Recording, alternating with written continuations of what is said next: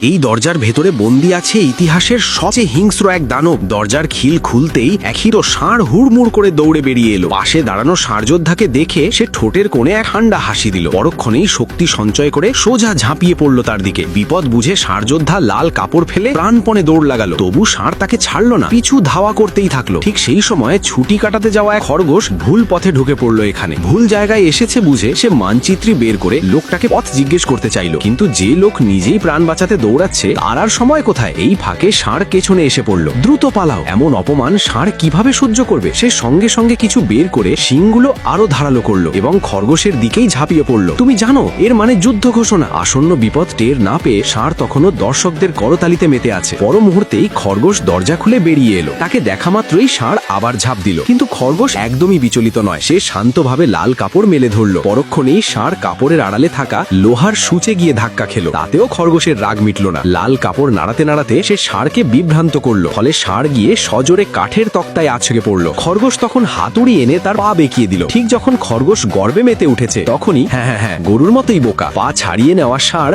আবার শিং ধার দিতে লাগলো। কিন্তু প্রস্তুত হওয়ার আগেই খরগোশ তার পায়ের রাবার ব্যান্ড লাগিয়ে তার ওপর পাথর বসিয়ে দিল। একেবারে আকাশমুখী ধাক্কা। খরগোশ তখন বাহবা উপভোগ করছে। হঠাৎই ষাঁড়ের এক অতর্কিত আঘাতে সে ছিটকে পড়ল। খরগোশকে এভাবে দেখে ষাঁড়েরও আনন্দের দম বন্ধ হয়ে আসার মতো অবস্থা। কিন্তু খরগোশ এক কথাও না বলে এসে তার গালে দু চড় বসিয়ে দিল। রাগে ফেটে পড়া ষাঁড় আবার শিং ঘষতে শুরু করলো। আর খরগোশ ঠিক এই মুহূর্তটারই অপেক্ষায় ছিল। এসো না বোকা ষাঁড়। এ কথা শুনে সে হতভম্ব হয়ে গেল। আরো অবাক করা ব্যাপার, লেজ নাড়ালেই ষাঁড়ের শিং থেকে গুলি বেরোচ্ছে। খরগোশ এটা দেখে স্তব্ধ। পরীক্ষা করে দেখার পর সে হেসে ফেলল। খরগোশ দৌড়ে পালাতে লাগলো। গুলি ছড়ার নেশায় ষাঁড় তখন মেতে আছে। হঠাৎ দেখে গুলি শেষ। সে সঙ্গে সঙ্গে এক বাক্স গুলি খেয়ে নিল। পর মুহূর্তেই খরগোশ হাসাহাসি করতে যাচ্ছিল, কিন্তু দেখে ষাঁড় উড়ে এসে হাজির। পালানোর পথ না দেখে খরগোশ শেষ ইচ্ছাপত্র লিখতে লাগলো। কিন্তু গর্বে মতো ষাঁড় হঠাৎ দরজার টান পড়ায় নিজেই ছিটকে অনেক দূরে চলে গেল। ফিরে আসতে চাইলে খরগোশ দরজার সামনে ফাঁদ পেতে ফেলল।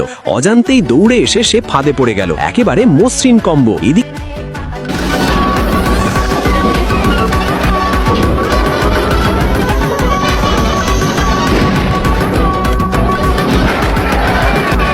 ঘুরে বেড়ানো খরগোশ ঢুকে পড়লো এক সবজি বাগানে। শুয়ে বিশ্রাম নিতে গিয়ে হঠাৎ গাজরের তীব্র গন্ধ পেল। বিশ্বাস না করে হাত দিয়ে খুঁড়তেই সে হতবাক। উত্তেজনায় সে খনন শুরু করলো, কিন্তু সে জানতো না এটা এক দৈত্যের বাগান। গাজর খুঁড়ে ফাঁপা করে সে এক অনন্য প্রাসাদ বানাতে চাইছিল। ঠিক তখনই দৈত্যের বড় কুকুর সেটা দেখে ফেললো। রেগে গিয়ে কুকুরটি পুরো গাজরটাই তুলে ফেললো। গাড়ি ঠেলে বেরিয়ে আসা খরগোশ সাইনবোর্ড দেখে চমকে গেল। নিচে তাকিয়ে দেখে ভয়ঙ্কর উচ্চতা। এই সময় সে কুকুরটার আসল রূপও বুঝে গেল। তবু সে ভয় পেল না। আগে ভয় দেখানোর কৌশল নিল, কিন্তু এত ছোট জিনিসে কুকুর ভয় পাবে কেন। বিপদ বুঝে খরগোশ কুকুরের কানে ঢুকে পড়লো। চোখের ওপর উঠে জোর করে চোখ বন্ধ করে দিল। সুযোগে সে কানে বেয়ে নেমে পালালো, কিন্তু কয়েক পা যেতেই কুকুর টের পেয়ে তাড়া করলো। খরগোশ গর্তে ঝাঁপিয়ে পড়ে শুয়োপোকার সঙ্গে গর্ত নিয়ে ঝগড়া বাঁধালো। কুকুর দেখে শুয়োপোকা ভয়ে পালালো। কুকুর নাক দিয়ে টানতে গেলে খরগোশ পালক দিয়ে তাকে গুদগুতি দিতে লাগলো। তবু সে টেনে নিল। এক হাঁচিতে খরগোশ উড়ে পড়লো দৈত্যের ঘরে। খরগোশ হতভম্ব হয়ে তাকিয়ে আছে। এমন সময় কুকুর ঢুকে গুলি ছোড়া শুরু করলো। এবার খরগোশ বুঝলো ওটা গুলি। সে গিয়ে আপেলের ভিতর ঢুকে পড়লো। কুকুর আপেলটা তুলে এক কামড়ে খেয়ে নিল। সে ভাবলো সব শেষ, কিন্তু দাঁত খোঁচাতে গিয়ে টুথপিক দিয়ে খরগোশকে দাঁতের ফাঁক থেকে বের করলো।